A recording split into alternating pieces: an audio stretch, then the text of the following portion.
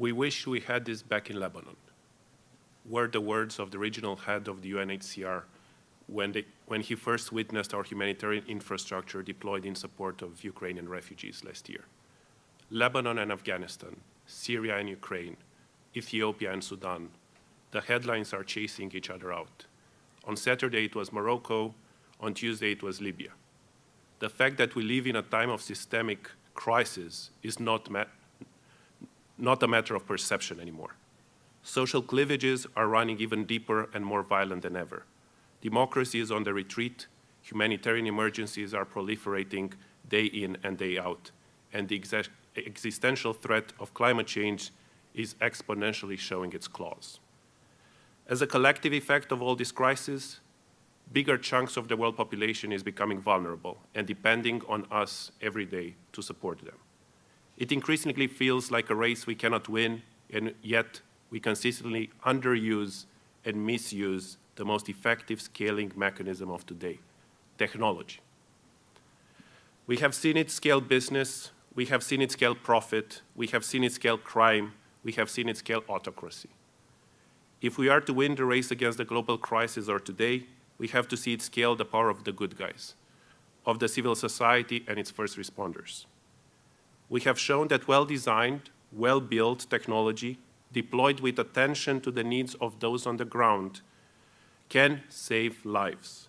And not only can it save lives, but it can save lives and protect lives at scale. My colleagues are giving out one of the many essentials you take for granted, a bottle of water.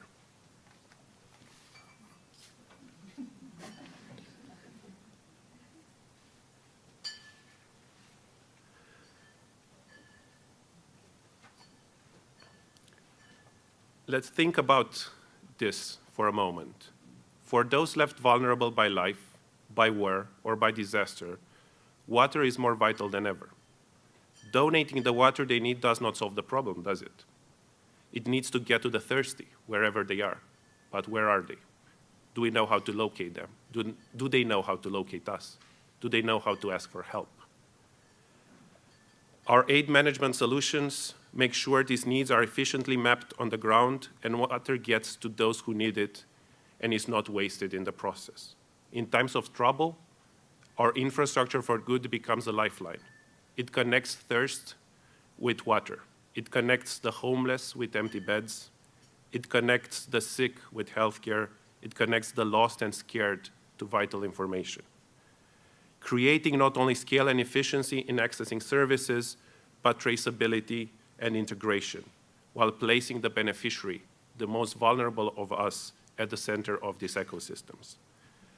Since I started talking a few minutes ago, over a dozen Ukrainian families access these vital services through the humanitarian infrastructure we set up in just 48 hours a year ago, and deployed for free in support of governments, NGOs, and UN agencies. This is the proof of scale that only technology can unlock. It is now needed in Lebanon, in Afghanistan and Sudan, in Yemen and Ethiopia, and everywhere else in the world. It would have saved lives in Libya and Morocco this week. It will save lives in the Netherlands and Spain in the near future. Our vision is of a shared infrastructure for good, a civic infrastructure that offers every NGO around the world the basic solutions they need to manage their affairs effectively, from raising donations to making sense of their data, from building a website or managing their volunteers to managing their finances, so that they can focus on what really matters, the mission and the intervention on the ground. This set of 18 solutions is just being deployed in Romania, Moldova, and Georgia as we speak. A civic infrastructure that enables activists and journalists to defend their communities and democracy, to bring about more transparency and ensure free and fair elections. Next year, for the first time ever, our civic infrastructure will enable vote monitoring across the entire Union for the European elections.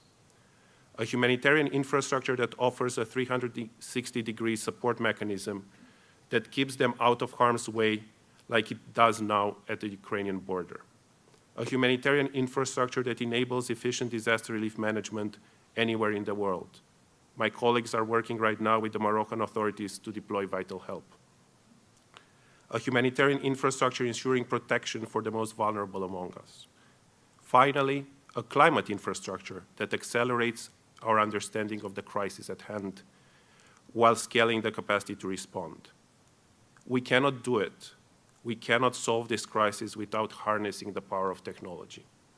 And it is already too late. Our mission is to do exactly that, to consolidate, build, and deploy the vital digital infrastructure and do the hard work of maintaining it day in and day out for the first responders out there, for the NGOs, the international organizations, the UN agencies, and the governmental bodies around the world. Why shared? Because we shouldn't continue to duplicate efforts at a cost that we cannot afford. We all work in the public service.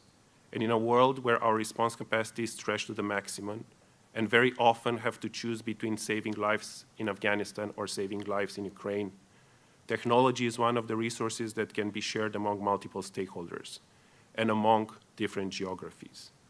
The same case management system for the chronically ill can be used by UNICEF and Save the Children and by every other big or small organization working in the charities around the world. Our shelter management solutions can be used side by side by UNHCR, IOM, Red Cross, governments, or Habitat for Humanity, as it is right now in the case of the Ukrainian response. A secured evidence collection system can be used by the international courts here in The Hague, by election observers or post-disaster data collectors. We don't need and we shouldn't build the same digital infrastructure 70 times or 300 times. And we shouldn't be in the position to maintain it 300 times at huge costs. When we can build it and maintain it once and deploy it all over the world to the organizations that need it, it just makes sense. The advantage is not only lower costs, but less vulnerability, common standards, common data models, and single entry points for the ones in need, no matter whose services they access, the Red Cross or the UN agencies. The byproducts are more traceability, accountability, transparency, and respect for public money. This is the fifth gear that has been eluding us for so many years in the fight with the global crisis. We cannot afford anymore to not become strategic about the use of technology for good. We cannot afford to continue to work in silos without a global mechanism in place. We cannot afford to continue without a shared infrastructure for good, civic, humanitarian, environmental. We have to access this fifth gear now while it is not too late. And for that, we need the Red Cross of the 21st century, commit global.